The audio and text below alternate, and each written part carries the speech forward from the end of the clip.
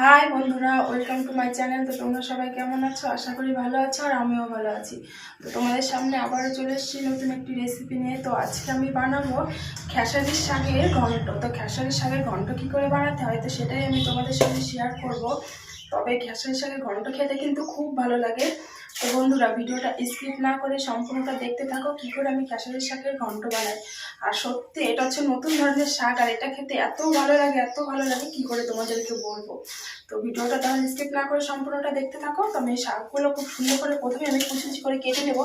তো এইখানে একটা থালা নিয়ে নিয়েছি, আর একটা ঝুড়োতে একটা বটি নিয়ে নিয়েছি। দেখো শাকগুলো আমি খুব সুন্দর করে কেটে নেবো।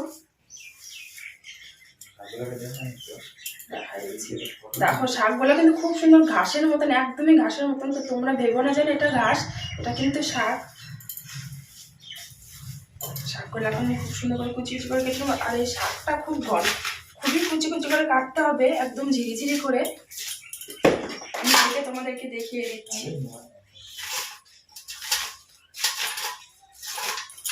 আর এটা খেতেও কিন্তু খুব দারুণ লাগে। দেখো আমি খুব সুন্দর করে একদম কুচিয়ে নেবো।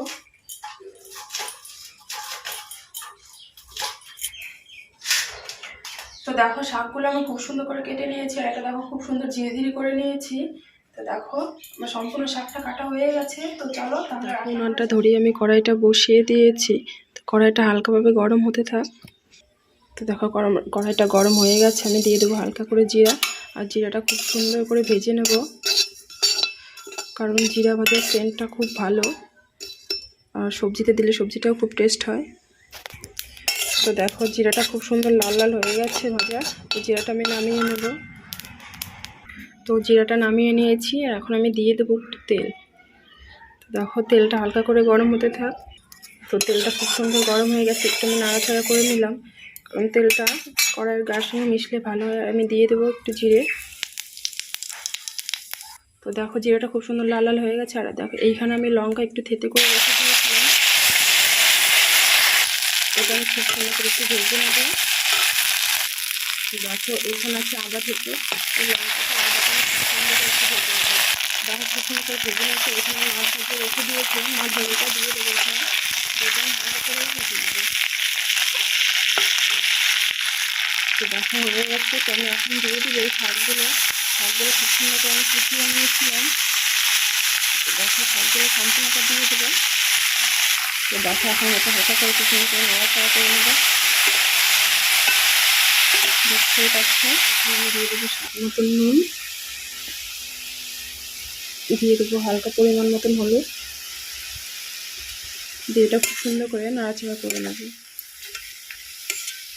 তো এটা অনেকটা টাইম ধরে একটু ভাজতে হবে, কারণ ভাতের পরে খেতে ভালো লাগে, আর ভাজাটাই খুব সুন্দর করে ভাজতে হবে।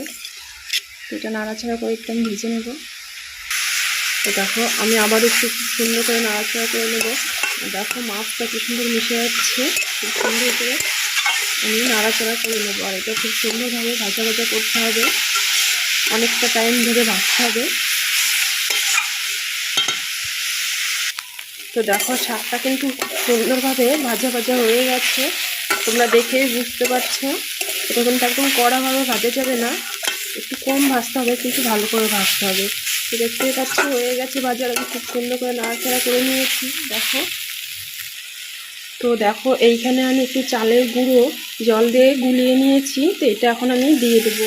চালের গুঁড়ো দিলে হয় কি খুব সুন্দরভাবে ঘন হয়ে যায়, আর আঠালো হয়, দেখতেও ভালো লাগে, খেতেও ভালো লাগে। তো এটা আমি খুব সুন্দর করে একটু নাড়াচাড়া করে নেবো।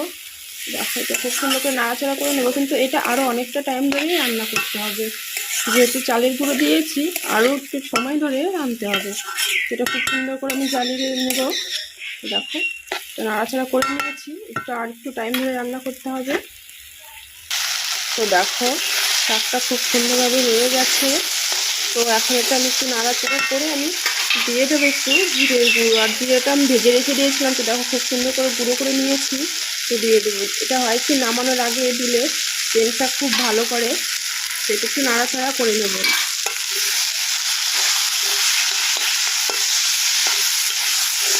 এখন সুন্দর করে একটু নাড়াচাড়া করে নেবার, দেখে বুঝতে পারছি এটা খুব সুন্দর আঠানো হয়ে গেছে। আর আমি সঙ্গে দেবো একটু মিট মশলা গুঁড়ো। তো এখানে আমি হালকা পরিমাণ নিয়ে নিয়েছি, বেশি নেইনি। তো এটা দিয়ে একটু নাড়াচাড়া করে আমি নামিয়ে নেব, কারণ জিরের গুঁড়ো আর মিট মশলার গুঁড়ো দিলে সেন্টটা খুব ভালো করে আর খেতেও খুব ভালো লাগে। তো যখন আমি খুব সুন্দর করে নাড়াচাড়া করে নিয়েছি, তো এটা আমি নাড়াচাড়া করে এখন এটা আমি নামিয়ে নেব। তো দেখো বন্ধুরা, আমার খেসারি শাকের কমপ্লিট হয়ে গেছে ঘন্টটা। তো তোমরা চাইলে পরে বাড়িতে অবশ্যই ট্রাই করতে পারো আর খেয়ে দেখতে পারো কেমন হয়েছে। তো বন্ধুরা, ভিডিওটা যদি তোমাদের কাছে ভালো লেগে থাকে লাইক কমেন্ট শেয়ার করো আর সাবস্ক্রাইব করে দিও।